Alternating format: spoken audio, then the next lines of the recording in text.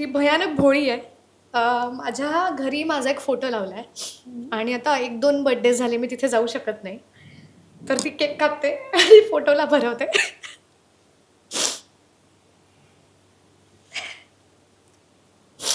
म्हणजे टॅगलाईन आहे की आईचं घर आणि 1000 आठवणी. सो मला आज तुमच्या आईबद्दलच्या एक आठवण आज ऐकायची आहे. 1000 आठवणींमधली एक आठवण. बापरे. माझ्या आईची आठवण म्हणजे माझ्या घरी एक जरा वेगळ्या पद्धतीचं माझं अपब्रिंगिंग होतं.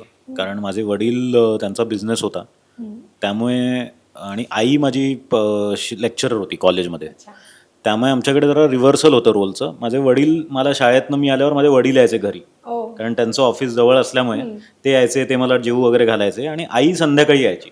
जे एक जनरली बाबा संध्याकाळी येतात आणि आई घरी असते, ते माझ्याकडे नसल्यामुळे माझ्या आईच्या सगळ्या आठवणी खूप वेगळ्या आहेत. आणि माझं जे आईबरोबरचं असोसिएशन आहे ते पण खूप वेगळं आहे.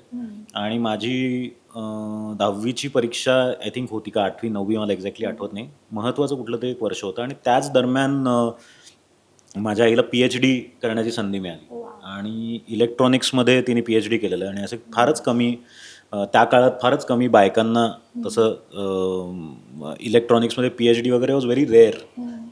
तर तिला ती ऑपॉर्च्युनिटी मिळाली दिल्लीला, आणि दिल्लीला जायचं आहे म्हटल्यावर मग तिला अर्थातच तिचं मन करत नव्हतं की मला सोडून कसं जायचं वगैरे. आणि मग ॲट दॅट टाईम माझे वडील म्हणाले की नाही नाही तू जा आणि आम्ही करू मॅनेज.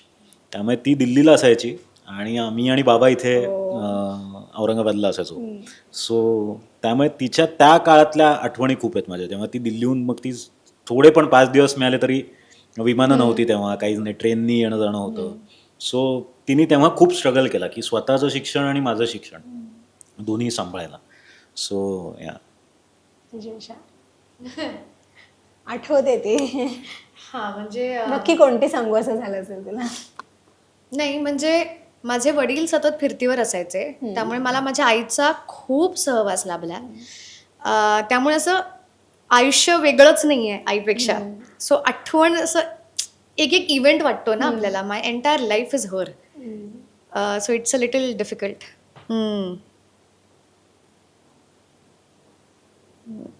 सॉरी, मला बरं, आता आठवण नको सांगूस, पण Please. आई, आता तू जे म्हणालीस की तुझं आणि आईचं नातं जे तू आता सांगितलंस, आईसाठी एक जर का छान गोड मेसेज द्यायचा असेल आज, तर काय देशील? आईला अर्थात खूप अभिमान वाटत असेल, कारण लेकीची पहिली फिल्म आहे आणि आय एम डॅम शुअर की खूप कमाल प्रतिसाद मिळणार आहे प्रेक्षकांचा. माझी आई खूप साधी सोपी आहे.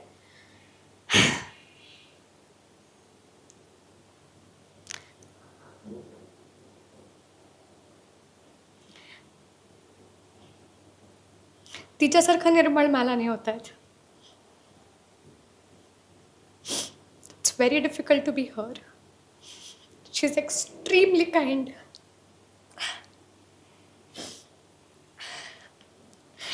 ती भयानक भोळी आहे. माझ्या घरी माझा एक फोटो लावला आहे आणि आता 1-2 बर्थडे झाले मी तिथे जाऊ शकत नाही. तर ती केक कापते आणि फोटोला भरवते.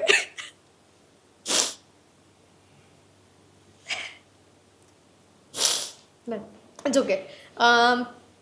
आईसारखं सोपं मला होता येत नाही. Thank you. I try to be the person you think I am. That's it. Sorry, I don't like. That's fine, that's fine, that's absolutely. Okay, please. तिघी करताना एक सुरुवात तुम्ही सांगितलं, जसं की ती सगळीच प्रोसेस तुमच्यासाठी फार खास होती. पण मला आता ऐकायचं आहे, तिघी म्हटल्यानंतर काय तुमच्या डोळ्यासमोर एक काय छान आठवण उभी राहणार आहे? कारण सिनेमा येणार, त्यानंतर काही दिवसांनी तो जाईल, कायम प्रेक्षकांच्या तो मनात तर राहील, पण तुम्ही अजून पुढची प्रोजेक्ट करतच राहाल. पण तिघी म्हटल्यानंतर तुमच्या मनात एक काय ते आठवणार की अच्छा तिघी म्हणजे हे आहे? नाही, तिघी म्हणजे आमचं पहिलं बाळ आहे. सो ते खूप स्पेशल आहे. आमच्या कंपनीचा पहिला सिनेमा आहे. जीजी विशाचा पहिला सिनेमा आहे. भारतीताईंच्या इतक्या मोठ्या ऑलमोस्ट 55+ इयरच्या करिअरमधला सगळ्यात मोठा आणि त्यांना खूप आवडलेला सिनेमा हा आहे.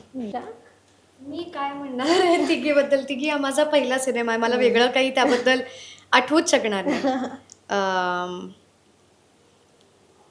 आपण ज्यांच्याबरोबर अनेक वर्ष काम करतोय त्यांनी आपल्यावर एवढा विश्वास दाखवणं आणि संधी देऊ शकत नाही, बरोबर म्हणतोय निखिल, पण ती एक संधी निर्माण करणं जी आहे आणि त्यासाठी तुम्हाला एनकरेज करणं किंवा तुमच्या भल्यासाठी तुमच्या काय होतं ना, आपली माणसं असल्यावर आपण थोडेसे पसरतो, तर ते बरोबर ठिकाणी तुम्हाला थांबवणं, कुठे थोडंसं सैल सोडणं, हे सगळं जे लोक प्रेमाने करू शकतात ना, त्यांच्याबरोबर मी काम करू शकले ह्याचा मला कायम आनंद राहील. माझ्या पहिल्या सिनेमावर काम करताना मला बाकी कसलाच विचार करावा नाही लागला अदर दॅन मला आत्ता शॉट काय घ्यायचा आहे. हे प्रिव्हिलेज खूप कमी लोकांना मिळतं आणि if I can do even half of that, जेव्हा मी कदाचित या खुर्चीत असेन, I think I will have learn a lot. क्या बात आहे. पण मला एक क्युरिओसिटी आहे की तुला दिग्दर्शनाची आवड कधीपासून लागली? म्हणजे असं एक असं ना, प्रत्येकाचं लहान असल्यापासून काही ना काहीतरी एक स्वप्न असतं. असं तुझं हे पहिल्यापासूनच ठरलं होतं की तुला पुढे जाऊन दिग्दर्शनच करायचं आहे? हो, म्हणजे ते थोडंसं आईवडिलांची भांडत, मग त्यांनी ओके म्हणत, असं करत करत कुठेतरी 20व्या वर्षी त्याला एक धक्का लागला.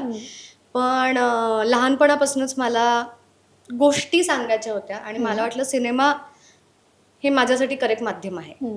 म्हणजे मला वाचनाची पण आवड आहे, मला नाटक बघायला आवडतं, सगळं आवडत जरी असलं तरी हे मीडियम माझ्यासाठी करेक्ट आहे, हे मला असं खूप खूप अर्ली इयर्समध्येच लक्षात आलं होतं. फक्त ते करायला मिळेल हे तेव्हा इतकं खरं नव्हतं वाटलं. तू त्याचा पुरेपूर उपयोग करून घेतलायस. I hope so, I really hope so. Rasika हो, कलाकृती मीडिया म्हणजे मनोरंजनाची लयलूट. मनोरंजन क्षेत्रातील किस्से व घडामोडींचा आस्वाद घेण्यासाठी कलाकृती मीडिया या यूट्यूब चॅनलला सबस्क्राईब करा आणि व्हिडिओ लाईक करा.